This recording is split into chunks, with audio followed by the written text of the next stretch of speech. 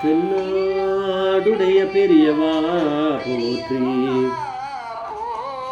பெரியவா போற்றி,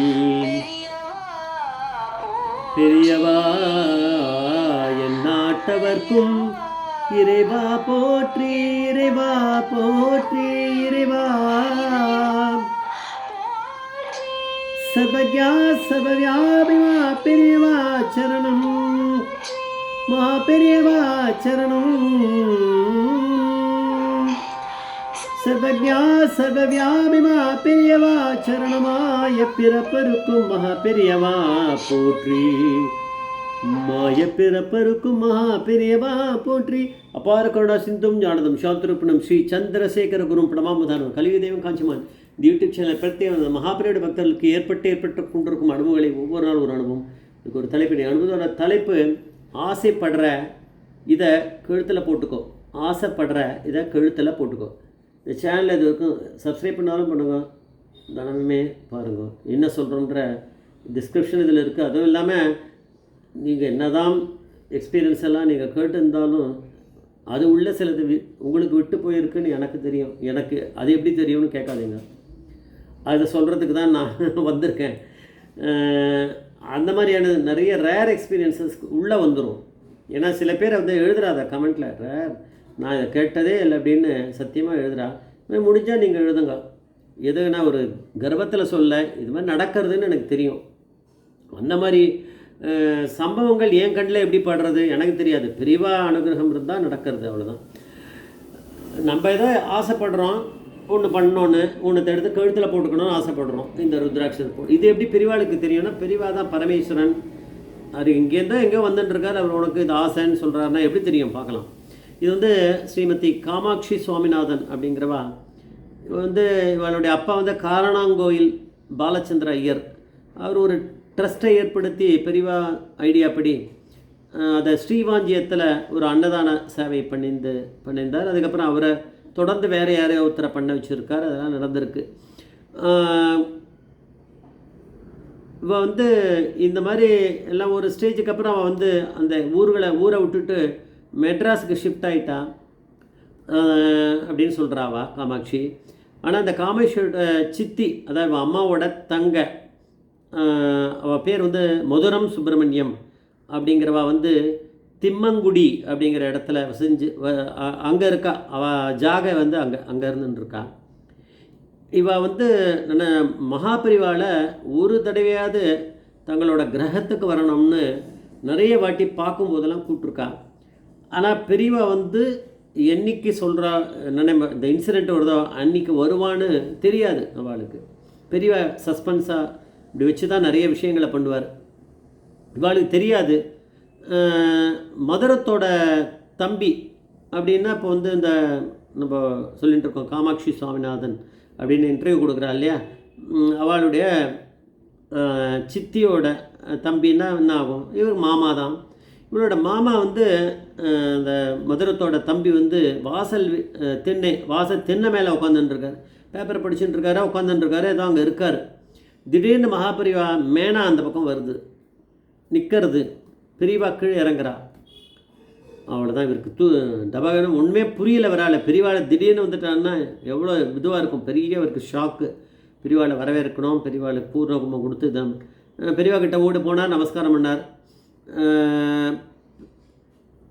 பெரியவா வந்து இந்த மதுரத்தோட தம்பிக்கிட்ட பேச ஆரம்பிக்கிறதுக்குள்ளேயே மதுரம் அந்த பக்கம் வந்துட்டா. உள்ளே இருந்த மதுரத்துக்கு அதே சவுண்டு கேட்டிருக்குமான்னு தெரியாது. ஏதாவது ஜெய ஜெயசங்கரா சங்கரா ஏதாவது கேட்டிருக்கோம் சவுண்டு. அதனால் இந்த மதுரம் அப்படின்ட்டு இருக்கா இல்லையா, மதுரம் சுப்பிரமணியம், அவள் உள்ளே இருந்தவா வந்து இப்போ வெளியில் வந்துட்டா. மேனா அங்கே இருக்குது. மேனா தூக்கின்னு அவள்லாம் இருக்கா. மேனா ஒரு ஓரமாக வச்சுருக்கு. பெரியவா கீழே இறங்கிட்டா. தம்பி கிட்ட பேச ஆரம்பிக்கும் போது மதுரம் அங்கே வந்துட்டா. அப்போ வந்து பெரியவா வந்து பெரியவா வந்து மதுரம் கிட்ட சொல்கிறா, நீ வீட்டில் இந்த பீரோக்குள்ளே ஒரு மாலையை வச்சுருக்க, அதை நீ கழுத்தில் போட்டுக்கணுன்னு ரொம்ப ஆசைப்படுற இல்லையா, அதை போய் அதை நினச்சின்னு இருக்க இல்லையா, அதை போட்டுன்ட்டு தான் என்ன அழைக்கணும்னு நினச்சிட்டேன் இல்லையா, அதை போய் எடுத்துட்டு வாப்போ அப்படின்ட்டார். பெரியவா வந்து பூர்ணகுமாரம் அப்புறம் பார்த்துக்கலான்ட்டார். அதாவது அந்த மதுரத்துக்கு வந்து மதுரம் சுப்பிரமணியத்துக்கு என்ன தோணி இருக்குன்னா, ஆனால் அன்றைக்கி கூட தோணி இருக்கலாம். அந்த தோன்றதுன்னா அந்த தோண வைக்கிறது கூட பரமேஸ்வரனான மகாபெரிவா தானே. நம்மளுக்கு தோன்றது நான் ஒன்று பண்ணிட்டேன் அப்படின்னா அது என்னோடய புத்தி கிடையாது. இப்போ கூட சொல்கிறதெல்லாம் திடீர்னு தான் சொல்கிறேன். நான் பெரிய விற்பனர்லாம் கிடையாது. நான் ஏதோ எனக்கு தெரிஞ்ச மாதிரி நான் சொல்லிகிட்டு இருக்கேன்.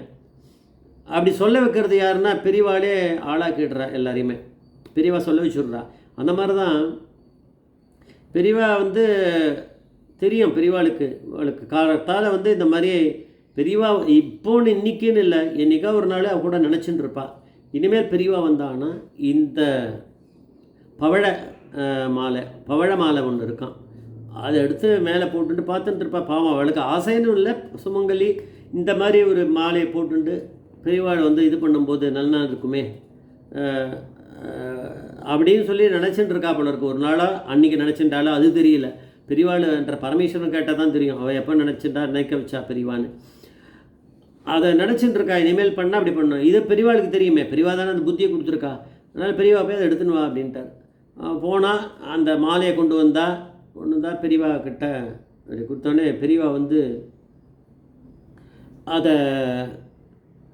அது மேலே ஜலத்தை தெளித்து அவள் கையில் வச்சுருந்த போதே அது மேலே ஜலத்தை புரோக்ஷனை பண்ணி தந்த கமண்டலத்துலேருந்து கையில் வாங்கிட்டு தன் கையால் திருப்பி கொடுத்தார். போட்டுக்கோ அப்படின்னாரு. அவள் எடுத்து அந்த மதுரம் சுப்பிரமணியம் எடுத்து கழுத்தில் போட்டுட்டா. சரி இப்போது உள்ளே போகலாம் அப்படின்னு உள்ளே போனாலாம். அதனால் ஒரு சின்ன ஆசை மாதிரி தான் தெரியுது பார்க்கும்போது, சின்ன ஆசை அப்படின்றமே. அவளுக்கு அந்த சின்ன ஆசை இது தானே. பெரியவா அப்படிங்கிற பரமேஸ்வரனை நம்ம கிரகத்துக்கு அழைக்கும்போது நான் கழுத்தில் இந்த மாதிரி போட்டுட்டா நல்லா இருக்குமேனு எப்போ நினச்சிட்டான்னு தெரியாது. அதை பற்றி அதில் சொல்லலை. ஆனால் அந்த சின்ன ஆசையை உண்டாக்குறவர் யாருன்னா பெரியவா தானே. பெரியவா தான் இந்த ஒரு சின்ன ஆசைனால நல்ல ஆசை இது. அது பெரியவா வந்து அதை கூட திருப்திப்படுத்தணும், அதை செஞ்சு வைக்கணும்னு அப்படின்னு இறங்கி வர பரமேஸ்வரனாக இருந்திருக்கார். அவ்வளோ கைலாசத்துலேருந்து நம்மளுக்காக பெரியவா வந்து எல்லாத்தையும் தெரிஞ்சுட்டு நம்மளுக்கு இப்போ அனுகிரகம் பண்ணுறாருன்னா பெரியவாளை விட பரமேஸ்வரன் யார் இருக்க முடியும்? அது மாதிரி அதை சொல்லி அதிசயப்படுறா. எப்படி தான் தெரிஞ்சதுன்னு ரொம்ப ஷாக்கிங்காக இருந்தது தான் அந்த மதுரம் சுப்பிரமணியத்துக்கு. ஜெய் ஜெய்சங்கர் ஹரிசங்கர் மகாபிரிய பாதவீச்சர்.